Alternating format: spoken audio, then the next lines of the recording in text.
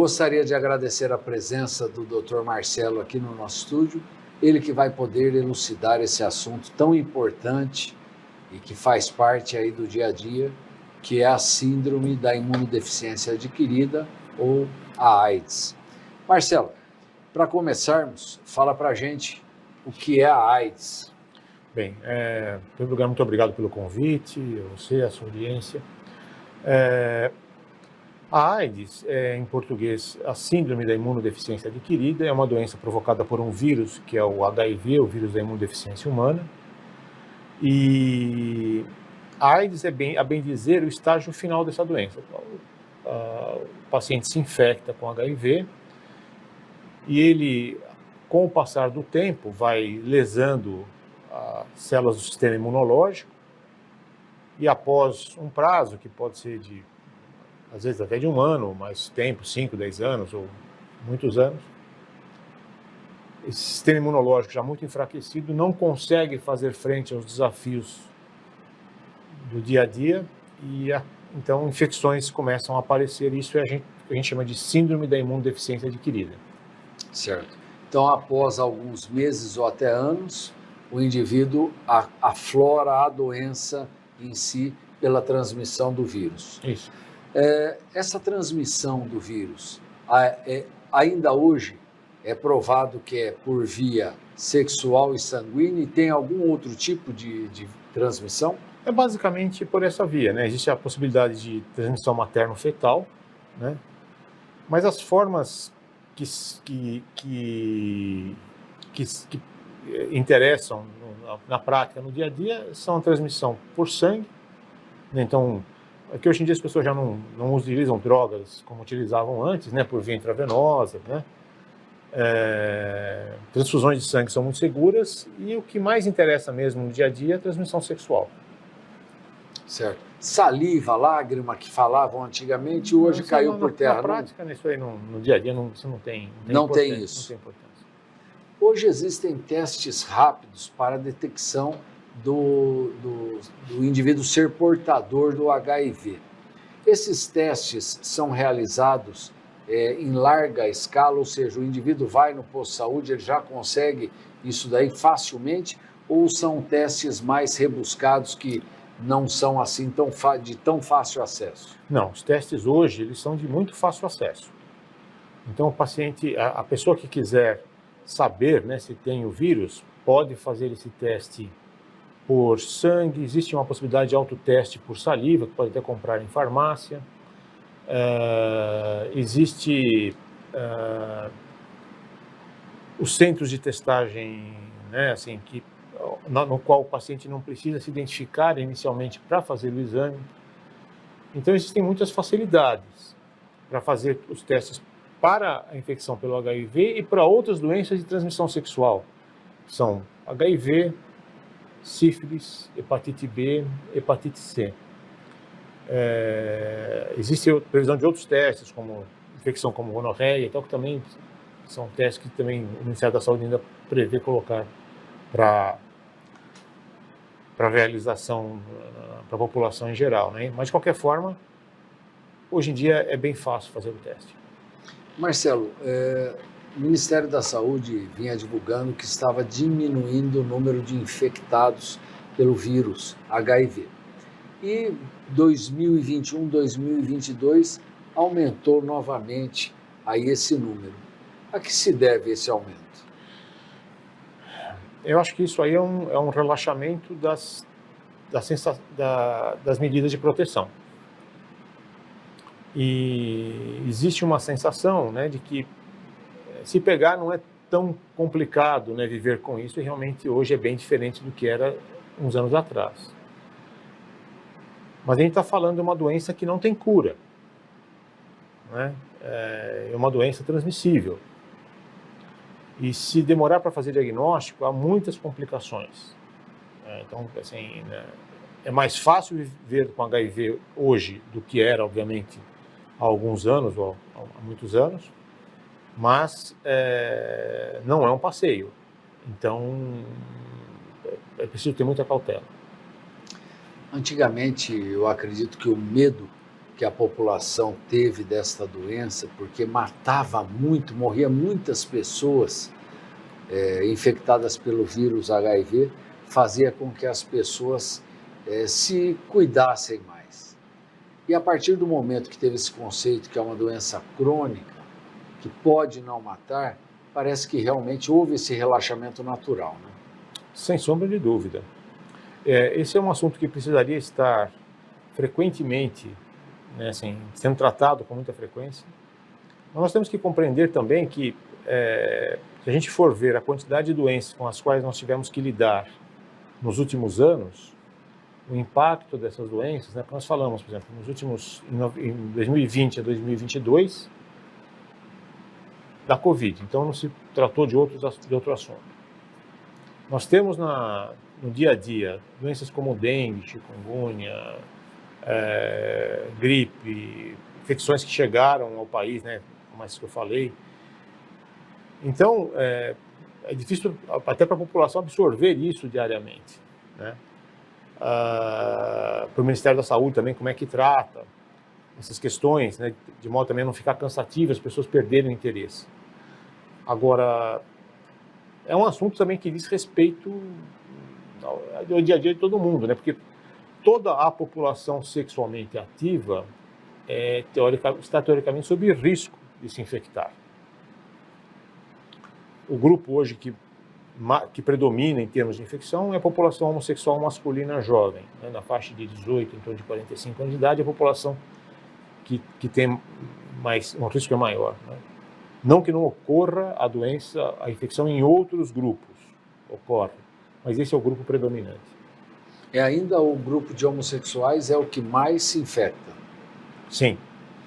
Eu vi um trabalho há uns anos atrás, aproximadamente 10 anos, que estava aumentando muito a quantidade de infecção em idosos heterossexuais. Com o advento aí dessas pílulas para a impotência sexual, começou a haver uma maior incidência. Ainda hoje, o idoso está se infectando também? A gente vê, assim, praticamente todas as faixas etárias, né? Na população com mais idade também isso acontece, né? Não na proporção que a gente vê, por exemplo, a população homossexual masculina jovem, né? Mas a gente também encontra infecção em outros grupos, sim. Nós falamos que pela saliva é muito difícil a transmissão. Tem algumas pessoas que perguntam com frequência, o sexo oral também pode transmitir? É difícil a gente avaliar essa questão, porque assim, no momento do ato sexual, né, vários tipos de contágio podem acontecer, né? Então, disposição, melhor falando. Então, é difícil a gente avaliar desse modo, né? Agora, assim, o sexo oral tem um risco porque pode haver ejaculação, pode haver outro tipo de trauma que aconteceu antes, durante uma penetração, alguma coisa. Então, é algo meio difícil de dizer, não pega por essa via, porque o beijo é uma coisa, né? O sexo oral já pode ter outro tipo de dano ali, que é mais difícil a gente precisar que isso não vai, exatamente. Não vai transmitir. Antigamente, como você mesmo disse, hoje o compartilhamento de seringas, essas coisas já não é tão comum.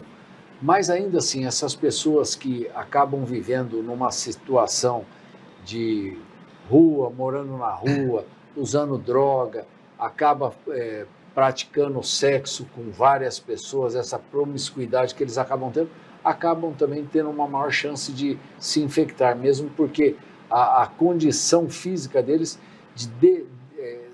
são bem mais debilitados do que as pessoas do dia a dia rígidas, né?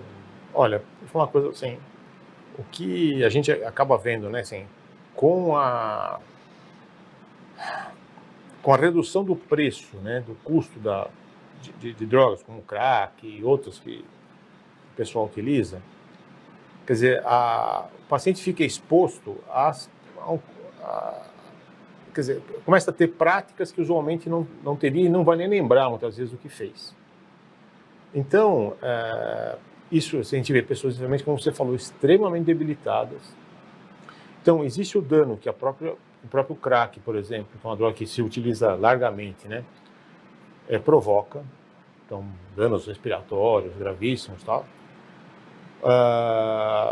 O fato do usuário estar sem controle do seu comportamento, então são atos sexuais, às vezes lesões que provocam ali na boca, né, que podem sangrar e aí contrair doenças como hepatite e tal. Então, esse é um problema de saúde pública gravíssimo por vários motivos, né? E realmente, com relação à infecção pelo HIV, e é muito difícil, inclusive, tratar esse grupo de pacientes. Porque o paciente vai, quando está numa fase e tal, começa a tratar, depois recai, e depois volta, né? Então, é muito difícil. E aí, os pacientes chegam com várias infecções, chegam com tuberculose, com sífilis, com HIV, hepatite, com outras infecções, hepatite. Então, é muito complexo. Marcelo, hoje a quantidade de pessoas acometidas com esta doença é grande, mas envelheceram, ou seja, usaram a medicação, passaram 10, 15, até 20 anos, envelheceram. Essas pessoas tratam adequadamente, são mais fáceis de tratar do que as que estão adquirindo a doença agora? O que eu vejo é o seguinte, hoje a dificuldade maior que a gente tem é com o paciente dependente químico, né? Esse é o paciente mais difícil de tratar, por causa disso que nós falamos mesmo, né? O paciente começa, para, né? O que eu percebo é assim, que à medida que a idade avança, alguns até cansam de usar e resolvem parar de usar drogas e tal. E aí começam a se tratar de modo mais regular, né? Então, tem esse lado. Agora, é uma população que segue, geralmente, melhor. Sabe, acho que a própria queda hormonal que existe, né? Menos hormônios circulante e tal. Então, as pessoas acabam se acomodando mais e seguem de modo realmente com mais rigor. E a gente tem que lidar, então, aí com tratar a infecção pelo HIV e tratar as doenças que aparecem pelo envelhecimento, né? Como pressão alta, hipertensão, diabetes, tal, né? E outras que vão surgindo com o Isso fica mais difícil, você tratar um paciente com HIV que envelheceu e hoje tem diabetes, ou não? Ele trata-se da mesma maneira? Tem um pouco mais de complexidade, né? Mas existe um outro lado, levando em consideração o paciente que faz o acompanhamento regular. Porque assim, o uso de alguns medicamentos, que a gente fala do coquetel, né? Embora o coquetel hoje seja muito menos agressivo do que era há alguns anos, também tem alguns riscos, né? De aumentar colesterol, triglicéridos. O que acontece? Um paciente hoje com HIV, ele bem controlado, ele passa, vamos dizer assim, 2 vezes por ano numa avaliação médica dali com o infectologista. Esse paciente, 2 vezes por ano, ele faz exames para controlar o HIV, faz exame de colesterol, função renal, triglicéridos, glicemia. Se a gente for ver, um paciente da população em geral não faz isso, né? Então, dependendo do tipo de medicamento, do estilo de vida, se é um paciente minimamente disciplinado, ele está muitas vezes mais bem controlado do que um paciente da população em geral, dependendo da situação. Mais bem cuidado, muitas vezes, né? Então, assim, que ele passa ali, quer dizer, aí se ele está hipertenso, já pega o medicamento lá na unidade de saúde para hipertensão, pega o medicamento para diabetes, nos centros de referência aqui, como o nosso aqui em Bauru, tem nutricionista, tem psicólogo, tem ginecologista, né? Tem cirurgião, então assistente social, então é um centro de atenção no qual o paciente tem dentista, né? Então o paciente tem um acesso que a gente assim vê que se o sujeito é minimamente disciplinado, ele está bem cuidado, bem assistido. Eu acredito que até a banalização da doença, muitas vezes, Ah, não mata, isso daí é uma gripe, vai ter que ser tratado como uma gripe, faz com que a pessoa descuide mais. Mas não é bem isso. É uma doença seríssima e, se não acompanhada, realmente a consequência é alarmante, é uma coisa muito ruim. É muito complicado, né? Porque a gente tem que, veja bem, a gente tem, nos últimos anos, a gente tem visto um aumento, por exemplo, assim, de casos de sífilis. Né? Ano a ano vem subindo.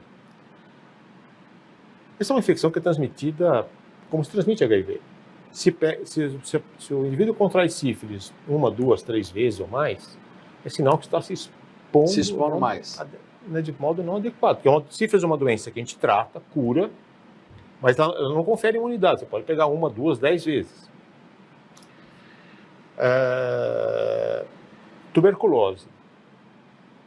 Então, é uma doença que a gente vê, eu vejo muita tuberculose, não é pouca. Então, eu vejo em pacientes com HIV, quer dizer, mas é uma doença de transmissão respiratória.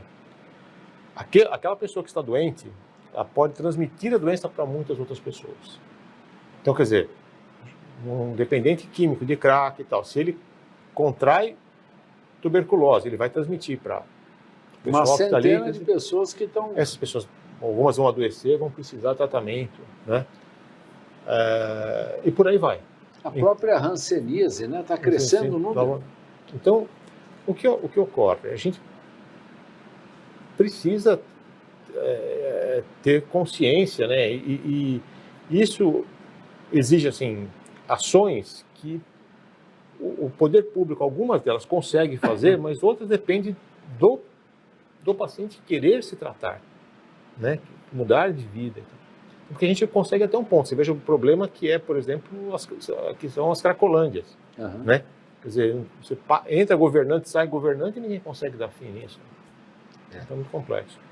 Na verdade, eu acredito que o Brasil ainda é um país privilegiado no tratamento do HIV. Sim. Eu me recordo lá atrás, quando o José Serra quebrou a patente desses medicamentos e passou a distribuir gratuitamente, e a gente falava, só não se trata desta doença quem não quer, porque está totalmente disponível esses coquetéis, esses medicamentos no Sistema Único de Saúde. Sim. É o único, eu acredito que seja o único país do mundo que o acesso é tão farto ao tratamento desta doença, né, Marcelo? Olha, assim, a gente não tem ideia da dimensão que é o SUS.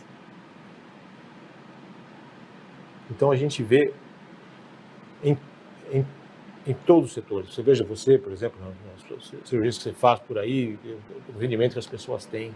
Nós vimos na Covid, no tratamento do HIV, o Brasil foi pioneiro e é um país exemplar.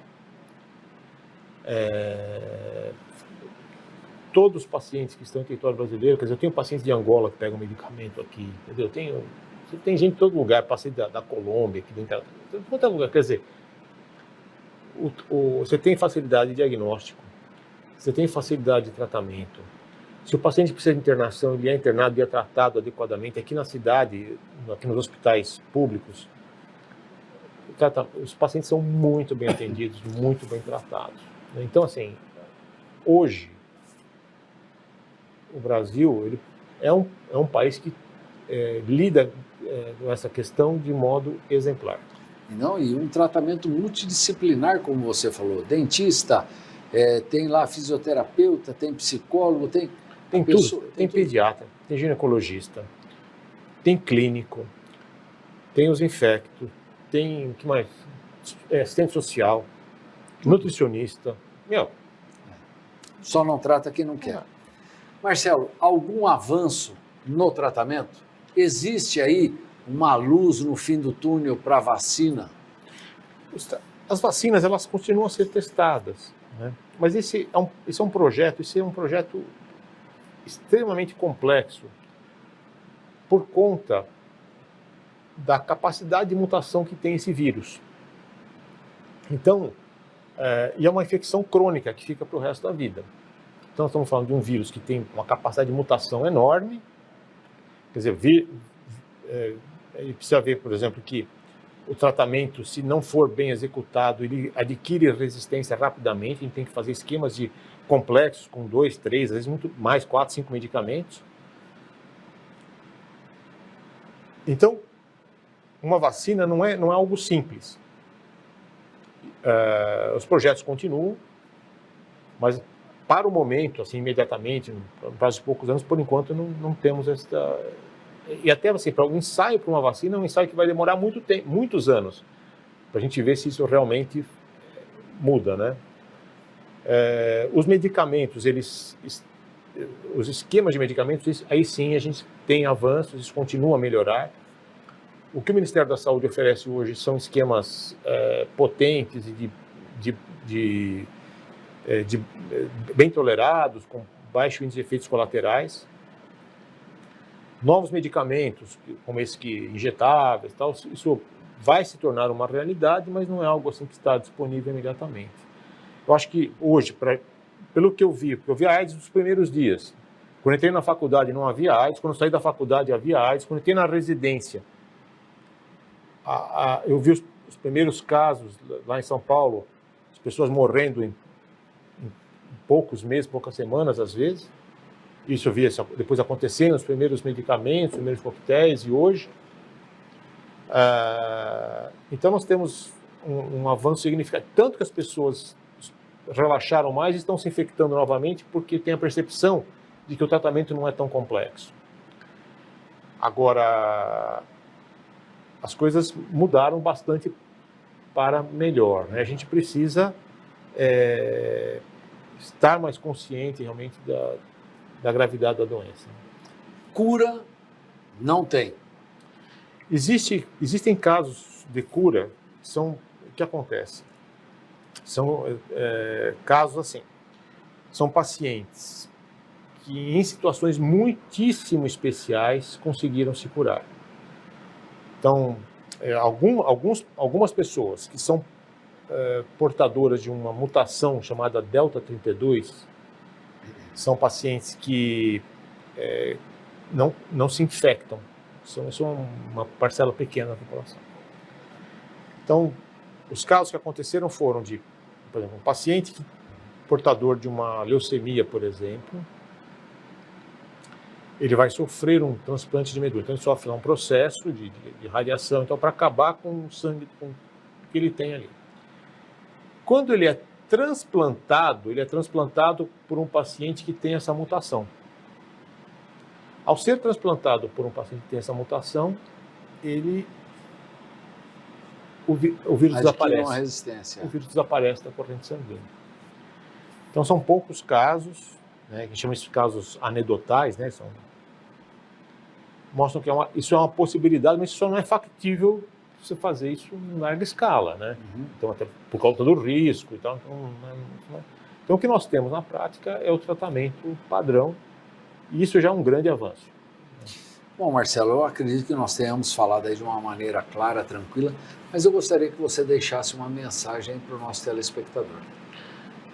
Em primeiro lugar, a facilidade de diagnóstico. Então, se a gente diagnosticar mais, a gente consegue evitar que haja transmissão, né? E existe a facilidade de tratamento. Então, se a gente tratar mais e adequadamente, também reduz o risco de transmissão. Então, é muito importante, eu acho que hoje, prevenção, né? As pessoas tentarem, se houver dúvida, sexo protegido, procurar as unidades de saúde para ver o que é possível em termos de prevenção. E existem possibilidades de prevenção, de medicamentos, tudo isso, mas é conveniente que procure um serviço. Aqui na cidade existem ou no centro de saúde, ou são direcionados para o centro de testagem, ou para o centro de referência. Então, isso está disponível e eu acho que devem procurar para evitar se infectar e transmitir a infecção a outras pessoas. A orientação cabe aí em qualquer doença, principalmente nessa, para que você não pegue a doença e não passe aí a ser um transmissor dessa doença. Legal. Gostaria de agradecer a presença do Dr. Marcelo, a você, nosso telespectador. Se ainda assim restaram algumas dúvidas, queiram encaminhar aqui para a TV Prevê, tenho certeza que o doutor terá o maior prazer em respondê-las. Muito obrigado e fica o convite para que na semana que vem estejamos juntos aqui para mais um Prevê Saúde. Tchau!